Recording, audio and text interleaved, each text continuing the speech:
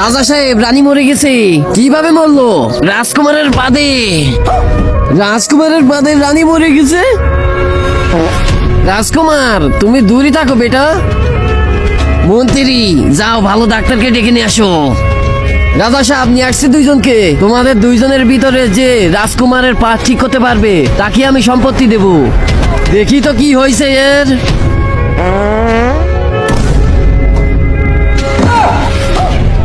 রাজকুমার, এই জল খাও। রাজা সাহেব, রাজকুমার আর বাঁধবে না। রাজকুমার আর বাঁধবে না। রাজা সাহেব, রাজকুমার আর বাঁধতে পারবে না, দেখো আটকে দিয়েছি। আরে, ঠিক হয়ে গেছে মনে হয় এবার রাজকুমারের পাদ। মন্ত্রী, 2 দিন হয়ে গেছে রাজকুমার পাদে না। ওর পিছনে লাঠি আর মুখের টেপ খুলে দাও।